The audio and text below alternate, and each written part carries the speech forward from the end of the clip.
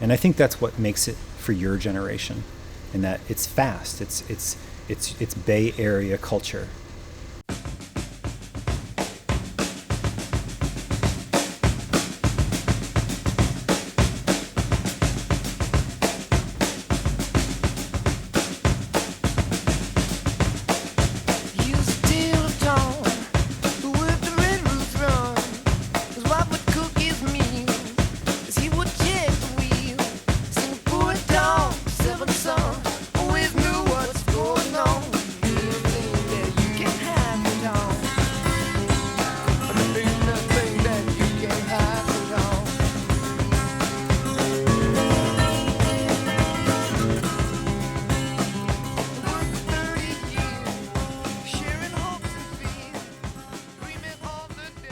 My name is Zio Ziegler, and I'm an artist.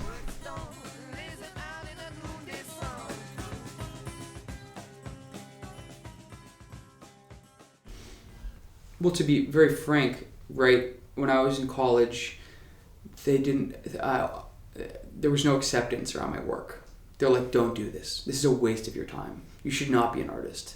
So when I got out of school and they're like, you suck at painting, I was like, I'm just going to test that theory with the world.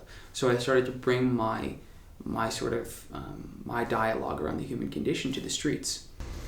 Zio's work's really interesting and different in that a lot of artists will develop a particular style and theme, and they won't break from it. They'll always remain doing portraits, or they'll always do landscapes. And Ziegler's work looks like he really wants to try as many things as possible and try different colors and styles and compositions within the work structurally. And it's a very adventurous artist. I think Zio's honestly one of the most friendly, famous people that I've met in my life. And I think that the ability that he's been able to stay down to earth with his fans and people who look up to him is extremely valuable. And I think that's part of the reason why he's so popular. He is a great marketer. He's has an appeal to the youth. He's a young artist himself. He's got a great social media awareness out there. He's in public venues that attract a lot of people. He has a lot of visibility. It's also just super accessible. That's where he's heading. I'm a 15-year-old kid who's not going to go out and buy a $3,000 piece of art, so I might as well buy a $60 pair of shoes. You can find things that you like and move around the work in terms of composition, in terms of how fast it is or how slow it is. And I think that's what makes it for your generation, in that it's fast. He's definitely created his own niche for what he does with his detail. You don't see a lot of muralists out there will do as much detail as he does in his large-scale murals. It's quite amazing, actually.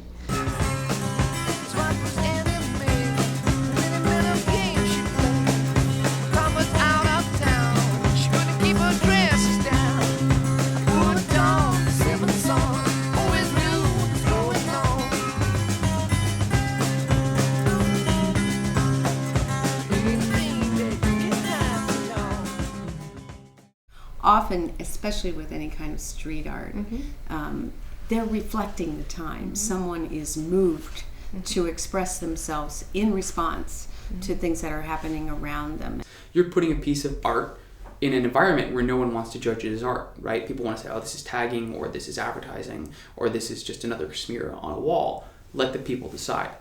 Ziegler's work, when it's on the wall, I think it has more integration of society and culture. It makes it more relevant, it makes it cooler. Because, you get to experience that as a viewer in your own way, in your own ownership way. You get to say, I'm here right now in front of this, and it's mine.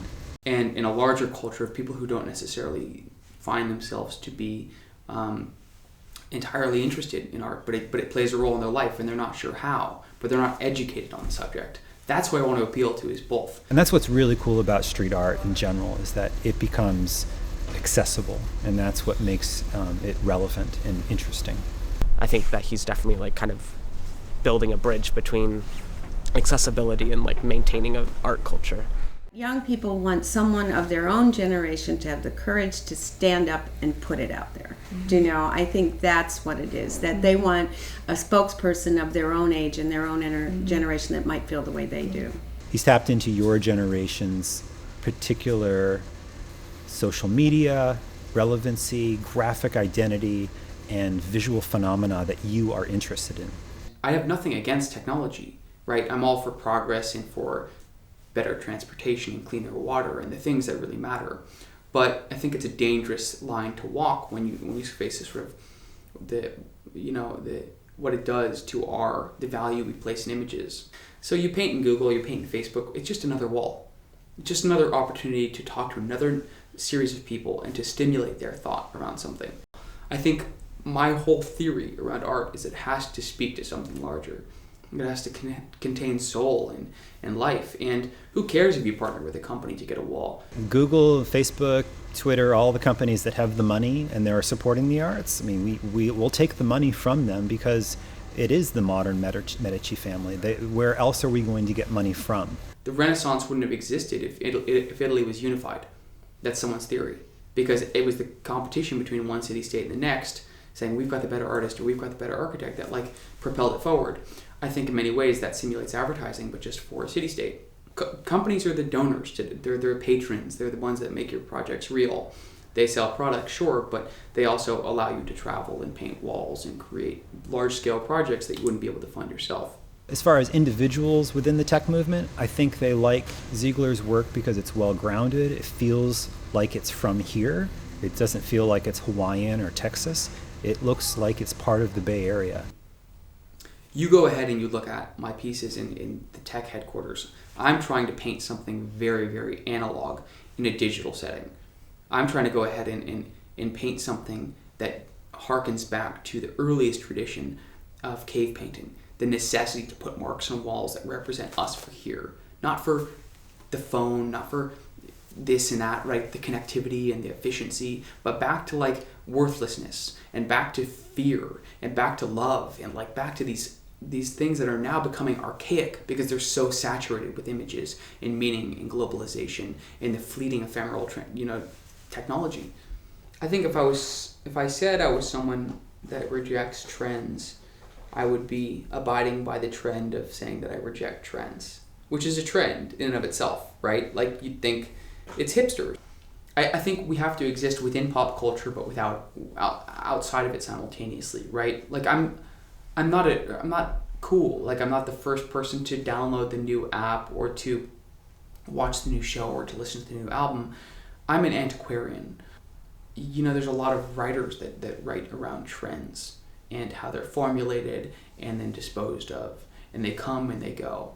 And all I can say to that is I just don't care enough to spend the time indulging in something that's going to go away faster than it got here. Because that's what's happening now. Because they're just constructs. Because the only thing that stays is soul.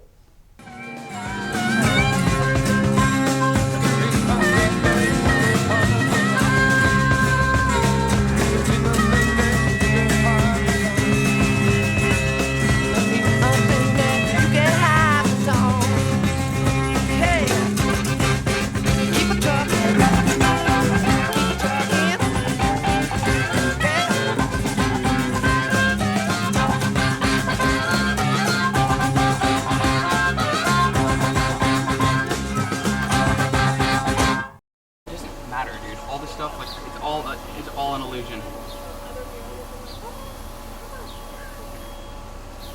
I can't emphasize that enough.